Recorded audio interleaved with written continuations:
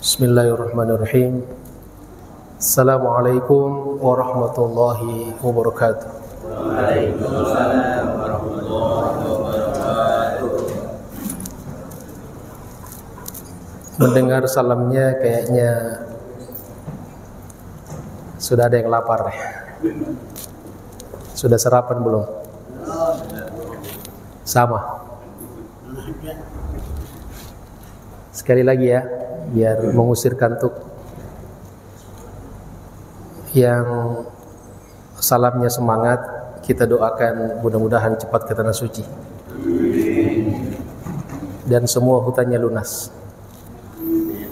Assalamualaikum warahmatullahi wabarakatuh.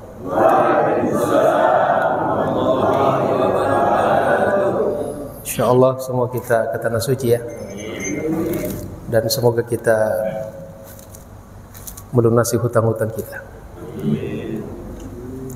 Alhamdulillah, alhamdulillahirabbil alamin, wa bihi nasta'inu ala umuri dunya waddin.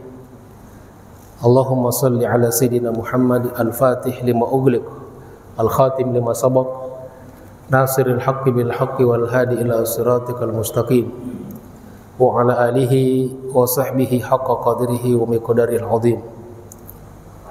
Subhanaka la ilma lana illa ma 'allamtana innaka antal alimul hakim. Allahumma 'allimna ma yanfa'una wanfa'na bima 'allamtana. Rabbana zidna ilman warzuqna fahma. Rabbi shrah li sadri wa yassir li amri wahlul 'uqdatam min lisani yafqahu qawli. Allahumma amin. Ma'asyiral muslimin wal muslimat,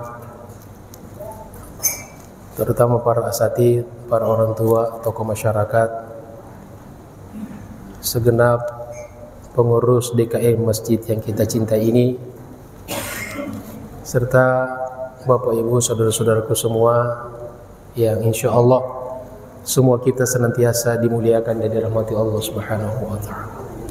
Apa kabar semuanya? Sehat? Yang pertama-tama dan yang paling utama, mari kita senantiasa panjatkan puji dan syukur pada Allah Subhanahu wa ta'ala, karena kita masih diberikan nikmat sehat. Alhamdulillah, kita masih diberikan nikmat kesempatan, kita masih diberikan nikmat berjamaah, dan mudah-mudahan pun kita diberikan nikmat ikhlas dan istiqomah. Semoga salawat dan salam Allah senantiasa tercurahkan dan terlimpahkan atas junjungan kita, kedua hasanah kita, terutama di musim Maulid ini, di momentum Maulid Nabi kita Muhammad SAW, yang kita harapkan syafaatnya, yang mencintai kita dunia dan akhirat, yang membela kita di dunia sampai di akhirat, baginda Rasulullah sallallahu alaihi wasallam. Allahumma salli ala sayyidina Muhammad wa ala ali sayyidina Muhammad. Alhamdulillah jemaah sekalian, kita bisa kembali melanjutkan kajian kita, masih pembahasan dari kitab Nasaihul Ibad karya Al-Imam An-Nawawi Al-Bantani, wafat 1314 Hijriah. Yang kitab ini sebetulnya adalah syarah atau penjelasan dari kitab Munabbihat ala al-Isti'dad li Yaumil Ma'ad karya Ibnu Hajar Al-Asqalani. Sekarang kita masuk di satu tema atau di maqalah di sini as-sabi'atu asyarah, yang makalah yang ke-17. Kalau di kitab saya aslinya halaman 81, kalau di terjemahannya itu di halaman 172. Ya, kalau versi yang sebagian Bapak punya, kalau yang lainnya kan sudah hafal ya. Kalau kita kasih tema di sini 5 hal menjaga 5 hal. 5 hal yang menjaga atau melindungi 5 hal. Seperti biasa, kita bacakan dulu teks matan aslinya. Di sini qala al-muallif rahimahullah, anin nabi sallallahu alaihi wasallam, an-najwa tuhassinul asrar, was-sadaqatu tuhassinul amwal,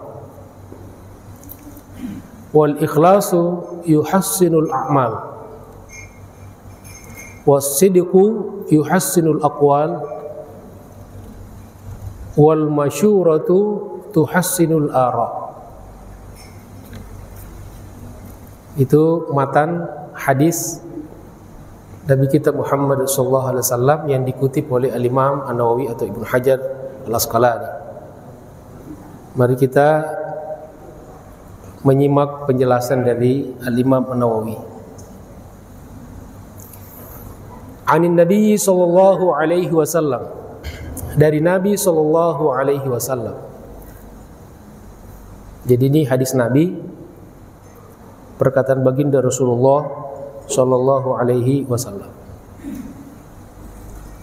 Beliau menjelaskan bahwa ada 5 hal yang bisa menjaga atau melindungi 5 hal yang lain. Kemudian satu demi satu beliau sebutkan. Yang pertama, an-najwa tuhassinul asrar. An-najwa tuhassinul asrar. An-najwa itu menyimpan rahasia. Kemampuan untuk bisa menjaga rahasia. Karena ada juga orang tipenya tidak bisa menyimpan rahasia. Ada rahasia pribadi kita, rahasia keluarga, rahasia lembaga, rahasia perusahaan. Ada orang tidak ada rahasianya. Maka kata beliau, menjaga rahasia, tuhassinul asrar, itu bisa menjaga, bisa melindungi kerahasiaan kita.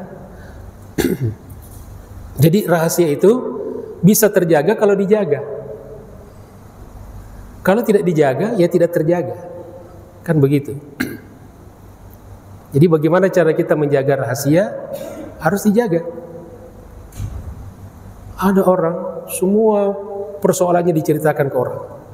Apalagi sekarang di medsos, curhat di medsos, di Facebook, di Instagram dan sebagainya. Itu tidak boleh, itu harus kita selektif. Ada hal-hal yang boleh diketahui semua orang, ada hal-hal yang tidak boleh diketahui orang. Jadi ini kata Nabi yang pertama, menyimpan rahasia adalah bisa berfungsi untuk menjaga kerahasiaan kita. Ya, apalagi dalam peperangan. Dalam peperangan kita nggak boleh jujur. Tidak boleh kita jujur dalam peperangan. Dan hidup ini terkadang adalah peperangan. Ya, walaupun tidak selalu perang senjata ya, perang ideologi, perang pemikiran dan sebagainya. Sekarang perang ekonomi kan, perang politik. Nah, ketika ada terjadi perang ekonomi, perang politik, dan kita asyik bertengkar di kalangan kita sendiri. Akhirnya mereka kuasai ekonomi. Di Indonesia 4% kelompok orang menguasai 60% kekayaan Indonesia.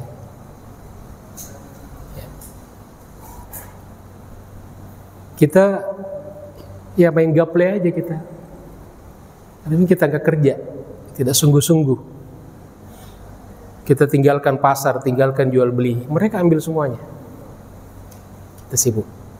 Jadi ada sini kata Imam Nawawi, fakitmanul asrar, menjaga rahasia-rahasia, aqwa asbabin najah, merupakan salah satu sebab yang paling kuat untuk mendapatkan satu kesuksesan, satu kemenangan. Seperti saya kata-katanya, apalagi dalam peperangan ya. Tidak boleh kita jujur dalam peperangan. Ya. Jadi semakin kuat orang menjaga rahasia, dia semakin bisa menggapai satu kesuksesan atau satu keberuntungan. Kemudian Imam Nawawi mengutip sebuah hadis Nabi SAW yang lain, ruwi anin Nabi SAW, diriwayatkan dari Nabi SAW annahu qala, beliau bersabda, ista'inu 'alal hajati bil kitman. Senantiasalah kalian memohon pertolongan kepada Allah untuk menunaikan, menyelesaikan hajat-hajat, kebutuhan-kebutuhan bil kitman dengan cara rahasia. Jadi jangan gembar-gembor. Jadi kerja keras tanpa diketahui orang, tapi tiba-tiba dia sudah mendapatkan satu derajat yang tinggi, satu cita-cita yang diinginkan. Kenapa? Kata Nabi, fa inna kulladzi ni'matin mahsud. Karena setiap orang yang diberikan kenikmatan dari Allah Subhanahu wa taala menjadi sasaran hasud. Ya, jadi tidak semua orang suka sama kita. Jangankan kita, Nabi saja, Nabi tidak semua orang suka sama beliau. Apalagi seperti kita yang cuma ngaku pengikut Nabi. Jadi setiap kita dapat kenikmatan, ada yang bisa diceritakan ke orang, ada yang tidak boleh. Karena kenapa? Tidak semua orang suka. Kadang-kadang ada orang yang tetangganya beli kulkas, ganti kulkas, dia panas dingin. Itu kan ciri orang tidak suka sama kita. Ya. Tetangganya naik haji, berangkat umroh, naik haji, dia naik tensi darahnya.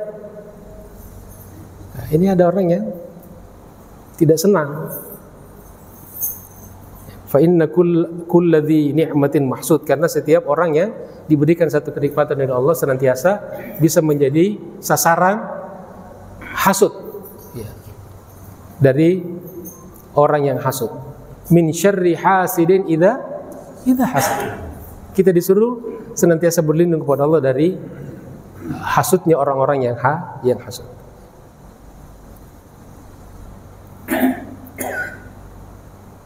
Sini diriwayatkan hadis ini oleh diantaranya Tabarani, kemudian Al-Baihaqi, dari hadis berasal dari sahabat Muaz bin Jabal.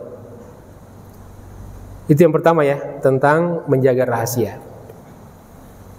Yang kedua, kata Nabi, was-shadaqatu tuhassinul amwal. As-shadaqah, sedekah yang kita keluarkan, yang kita berikan, tuhassinul amwal, bisa menjaga, memelihara harta. Walaupun logika pada umumnya orang, kalau kita bersedekah, mengeluarkan, harta kita berkurang kan? Ya. Kenapa orang tidak mau berinfak, bersedekah? Karena dia pikir hartanya bisa habis. Nah, kata Nabi, justru sedekah melindungi harta kita. Kan ada orang yang pelit dengan hartanya. Dia kalau misalnya dapat uang 100 juta, zakatnya berapa? 2,5% dari 100 juta berapa? 25.000 ya? 2,5 juta. Ya, 2,5 juta.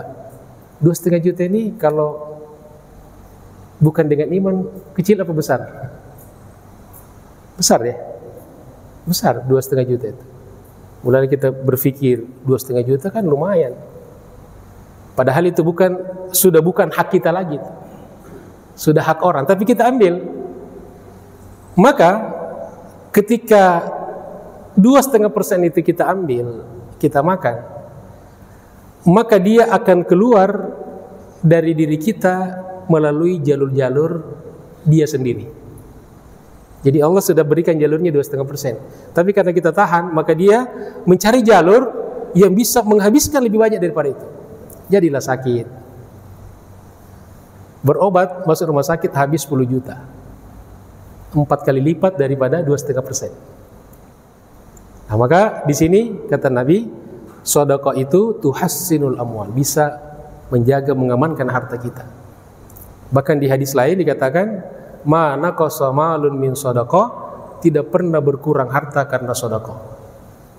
Bahkan makin banyak orang bersedekah, makin barokah hartanya. Barokah itu artinya banyak manfaatnya. Ruya an Abi Darda, diriwayatkan dari Abi Darda, sahabat Nabi SAW, dia berkata, qala Rasulullah SAW, bersabda Rasulullah SAW, ma min yaumin, tidak ada satu hari, gharabat fihi syamsuhu, yang terbit di dalamnya matahari setiap hari, illa kecuali wa malakani yunadani, ada dua malaikat yang senantiasa berdoa. Ini setiap hari ada dua malaikat yang berdoa. Apa doa dua malaikat itu? Yang pertama berdoa, Allahumma a'ti munfiqan khalafan. Malaikat pertama berdoa, ya Allah, berikan ganti kepada orang yang rajin berinfak. Ya Allah, ganti harta orang yang berinfak. Makanya kita sering merasakan ketika kita berinfak dengan ikhlas, pasti ada ganti dari Allah Subhanahu wa ta'ala. Gantinya tidak selalu harta, tidak selalu materi. Kita ngeluarin uang, gantinya uang tidak selalu. Mungkin kita diberikan kesehatan, diberikan kebahagiaan, ketenangan hidup, ketenangan keluarga. Itu yang pertama ya. Jadi malaikat pertama mengatakan, Allahumma a'ti munfiqan khalafan. Ya Allah, berikan ganti bagi orang yang berinfak. Malaikat yang kedua berdoa, Allahumma a'ti mumsikan talafan. Ya Allah, berikan kehancuran, kebinasaan harta bagi orang yang pelit, yang menahan hartanya. Bisa tiba-tiba musibah, ya, keluar uang banyak. Yang tadinya dijaga uang 100 juta, nggak boleh dia apa-apain nih. Tiba-tiba mobil tabrakan, habis 20 juta. Ya. Atau kena penyakit, masuk rumah sakit, habis puluhan juta.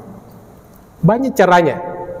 Allah punya sekian banyak cara untuk mengambil harta kita jika Allah berkehendak. Maka kita ikutin saja aturan Allah Subhanahu wa ta'ala. Itu yang terbaik.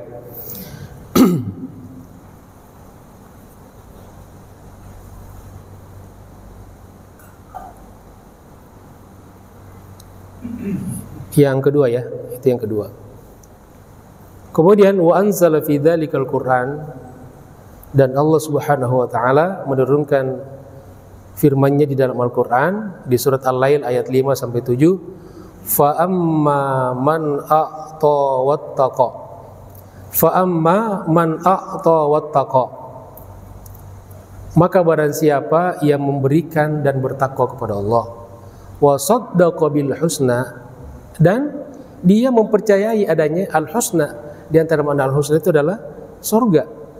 Fasanuyassiruhu lil yusra, maka kami akan mudahkan baginya untuk mendapatkan kemudahan hidup, termasuk kemudahan berusaha, ya, kemudahan menjalani hidup. Ada orang yang hidupnya susah, hidup pribadinya susah, rumah tangga susah, bisnis susah, usaha susah. Maka kuncinya, kata Allah, ya beriman kepada Allah, rajin memberi, bertakwa, yakin kepada akhirat, kepada surga, maka Allah akan mudahkan dengan cara Allah untuk kemudahan hidup di dunia dan di akhirat.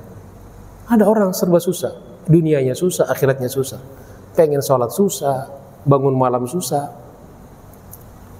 Wa na'udzubillahi min dzalik. Kemudian jemaah sekalian dirahmati Allah Subhanahu wa taala, yang ketiga wal ikhlas. Tadi yang pertama apa? Rahasia, menjaga kerahasiaan. Yang kedua sedekah, menjaga harta. Yang ketiga kata Nabi, wal ikhlasu yuhassinul a'mal. Ikhlas atau keikhlasan bisa senantiasa menjaga amal-amal kita. Jangan sampai amal-amal yang sudah kita lakukan dengan susah payah bisa hancur gara-gara riya misalnya, gara-gara takabur, gara-gara hasud. Ya. Jadi kita belum beramal tidak bagus. Sudah beramal pun jangan langsung berbangga, karena amal-amal yang kita sudah lakukan pun sewaktu-waktu bisa rusak, bahkan bisa hilang. Maka salah satu yang bisa menjaga amal-amal kita yang kita sudah lakukan adalah al-ikhlas, menjaga keikhlasan. Jadi keikhlasan itu bukan hanya di awal amal, tapi juga yang lebih berat adalah setelah kita beramal. Bagaimana menjaga keikhlasan kita. Lalu kata Imam Nawawi, di sini Imam Nawawi menyebutkan bahwa ada 3 tingkatan keikhlasan. Fa'ala maratibil ikhlas, derajat ikhlas yang paling tinggi adalah tasfiyatul amali an mulahadzatil khalqi, membersihkan amal dari penilaian makhluk, penilaian manusia. Bi alla yuridu bi ibadatihi, di mana orang itu tidak beribadah kepada Allah semata-mata illa imtithala amrillah, semata-mata karena ingin menjalankan perintah Allah, wal qiyami bi haqqil ubudiyati, dan ingin menunaikan kewajiban ibadah kepada Allah, duna iqbalin nasi alaihi, tanpa ingin diganggu dipengaruhi oleh orang lain. Orang mau puji mau tidak puji, dia tidak terpengaruh. Apakah bil mahabbah, dengan cinta, wasana dengan pujian, wal mali dengan harta, wa nahwi zalik, dan sebagainya. Jadi kalau dia ibadah tidak bisa dipengaruhi oleh orang lain. Semata-mata dia lakukan karena mencari ridha Allah Subhanahu wa taala. Ini derajat ikhlas yang paling tinggi. Mudah-mudahan kita bisa mencapai itu. Amin ya rabbal. Kemudian wal martabatus tsaniyah, level yang kedua dari keikhlasan, kata beliau, ayya'mala lillahi, dia beramal semata-mata karena Allah, liyu'tiyahul hudzudzal ukhrawiyah, tapi dia punya tujuan agar diberikan kebaikan-kebaikan, jatah-jatah hak-hak akhirat. Ka'ib'adihi anin nar, seperti dijauhkan dari neraka. Wa idkhalihil jannah, dan dimasukkan dalam surga. Wa tan'imuhu bi anwa'i maladhiha, dan diberikan kenikmatan dengan berbagai kenikmatan di dalam surga. Ini derajat orang ikhlas yang kedua. Jadi kalau tadi surga pun dia tidak mau, tidak minta, neraka pun tidak meminta langsung. Yang kedua, ibadah kepada Allah tapi masih pengen selamat dari neraka dan pengen masuk surga. Itu kata beliau, itu tingkat yang kedua. Ini pun kayaknya kita belum sampai ya. Mudah-mudahan kita bisa sampai. Amin. Kemudian wal martabatus tsalitsah, derajat yang paling rendah yang ketiga, kata beliau, ayya'mala lillah, juga dia beramal karena Allah, liyu'tiyahu hazzan dunyawiyan, tetapi ada motivasinya untuk mendapatkan dunia. Seperti apa? Katausi'atir rizqi, ya, berdoa kepada Allah, ibadah kepada Allah, ujung-ujungnya pengen dilapangkan rezekinya. Ini ikhlas, tapi ikhlas yang kata Imam Nawawi ini derajat paling rendah, paling yang ketiga. Wa daf'il mu'dhiyat, dan meminta kepada Allah dijauhkan dari segala macam yang bisa mengganggu, ya, musibah, bala dan sebagainya. Seperti doa yang kita sering bacakan itu. Allahumma dafa'annal bala wal waba, bala, wabak, penyakit, wal gola, mahalnya harga-harga. Sekarang harga murah apa mahal? Itu sudah lama tuh ada doanya tuh. Allahumma dafa'annal bala wal gola wal baga wal riba wal zina wal fasya. Nah ini berarti selama ini ikhlas kita masih nomor 3 ya. Doa kita masih banyak permintaan sama Allah. Berikan rezeki yang lapang, diberikan ilmu yang senantiasa bertambah dan seterusnya. Kalau yang level paling tinggi sudah tidak ada lagi itu. Pokoknya semata-mata ibadah kepada Allah Subhanahu wa taala. Nah, kemudian kata beliau, wa ma ada dzalika riya'un madhmum. Selain itu semuanya masuk riya. Semua di luar daripada yang ketiga level itu termasuk riya. Jamaah sekalian dirahmati Allah Subhanahu wa taala. Kemudian yang keempat. Pertama tadi apa? Menjaga rahasia. Yang kedua, sedekah, bisa menjaga harta. Yang ketiga, ikhlas, menjaga amal. Kemudian yang keempat, kata Nabi, was-sidqu yuhassinul aqwal. As-sidqu, kejujuran. Kejujuran itu yuhassinul aqwal, menjaga perkataan. Kalau orang tidak jujur, orang tidak percaya, maka kata-katanya tidak terjaga. Kata Imam Nawawi, fal kadhibu ghairu maqbulin kalamuhu. Orang yang berbohong itu tidak diterima perkataannya.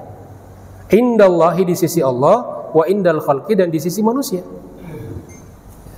Allah dan makhluknya tidak percaya, tidak menerima perkataan orang yang berbohong.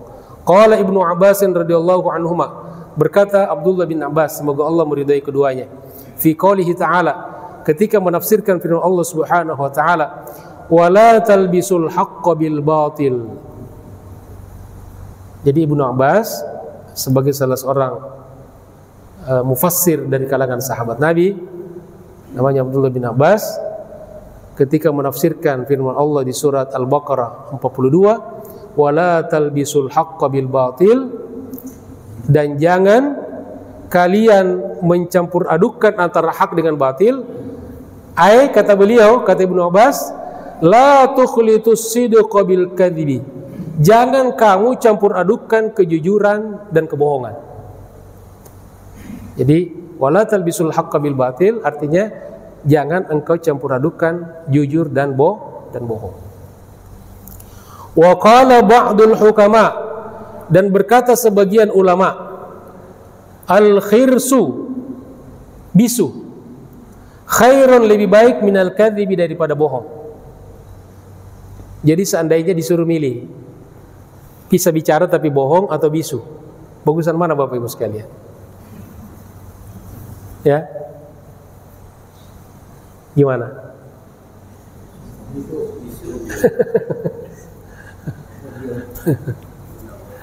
Daripada bohong mendingan kalau Imam Nawawi mengatakan begini, al khirsu khairum minal kadhib, daripada kita berbohong mendingan bisu. Kalau kita maunya jangan bisu tapi jangan berbohong. Tapi kan pilihan, hidup ini pilihan, termasuk memilih pemimpin. Jangan sampai kita tertipu lagi. Hati-hati memilih pemimpin. Kemudian wasidqul lisani awwalus sa'ada, dan kejujuran lisan adalah kebahagiaan yang pertama. Jadi kalau orang sudah tidak jujur, perkataan yang tidak jujur, tidak bakal bahagia. Artinya apa? Pembohong, tidak ada pembohong yang berbahagia hidupnya.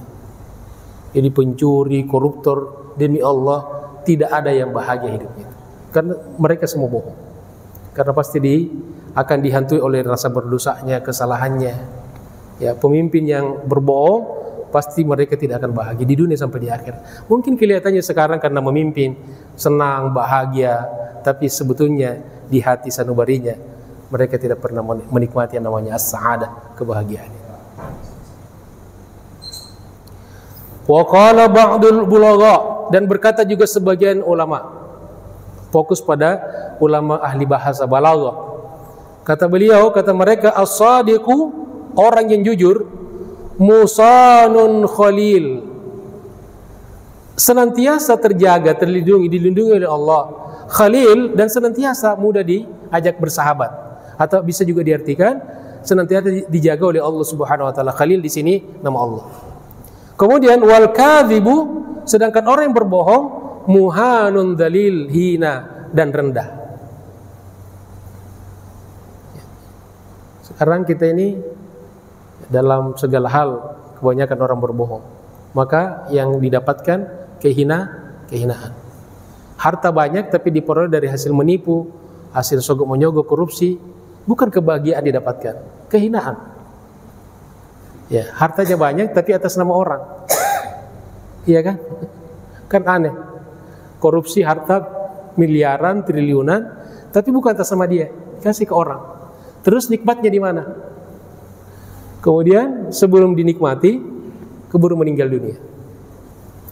Ya, para koruptor yang kaya raya, makannya apa? Makannya bubur. Karena kenapa? Sudah kena penyakit gula. Gula pun dia tidak berani makan. Ya, Padahal hartanya miliaran, triliunan. Terus kenikmatannya di mana? Nah, itulah diantara siksaan dari Allah Subhanahu wa taala bagi orang yang serah, bagi orang yang serakah. Sekarang yang terakhir, yang kelima. Pertama tadi menjaga rahasia, kedua sedekah menjaga harta, ketiga ikhlas menjaga amal, yang keempat kejujuran menjaga perkataan, kemudian yang terakhir yang kelima kata beliau, wal masyuratu tuhassinul ara. Wal masyura musyawarah. Tuhassinul ara menjaga, melindungi pendapat-pendapat. Ya, kalau dalam Islam itu kan kita tidak boleh memutuskan suatu keputusan sendiri.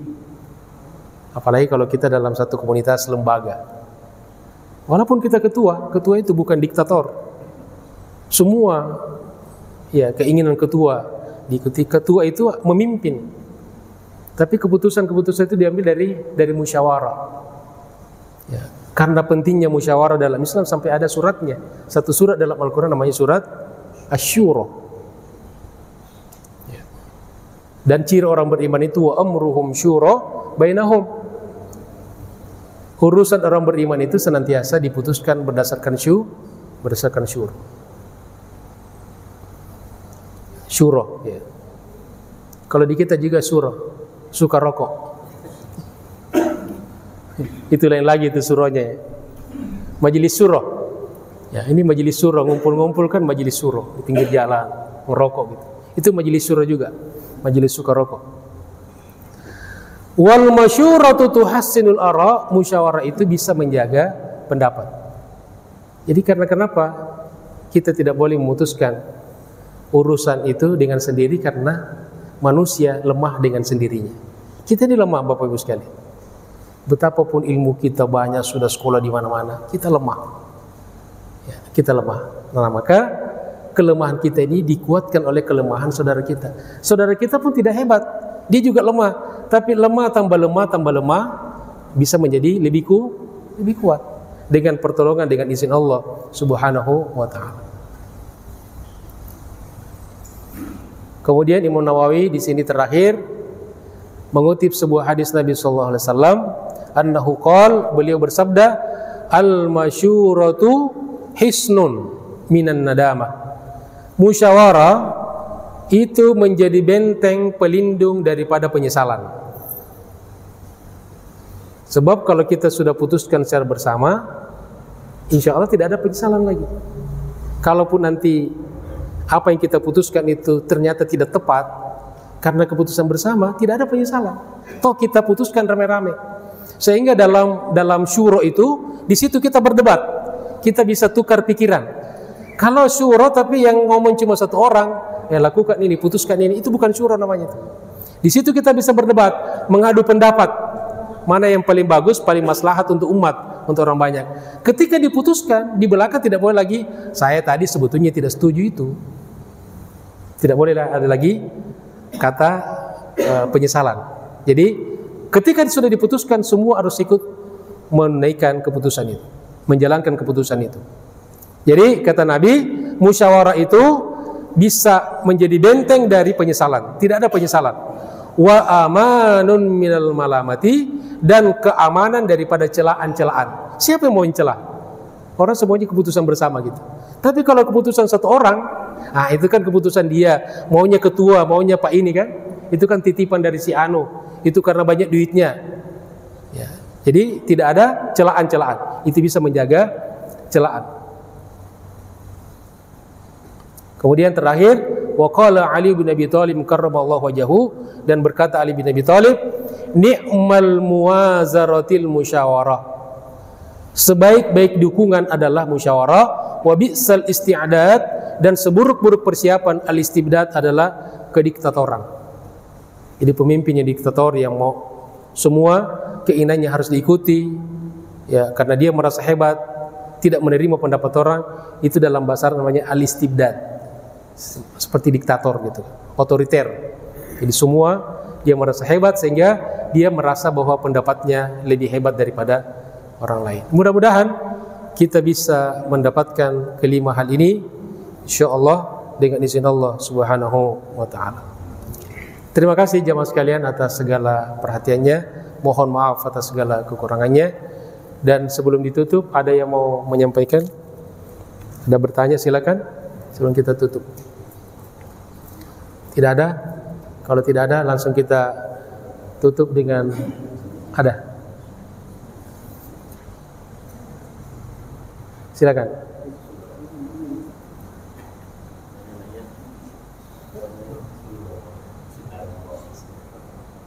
Ya.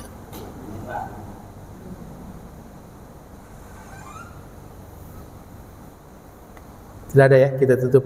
Ya, kita tutup dengan kafaratul majlis. Subhanakallahumma bihamdika asyhadu an la ilaha illa anta astaghfiruka wa atubu ilaik. Wa lafu minkum. Wassalamualaikum warahmatullahi wabarakatuh. Waalaikumsalam.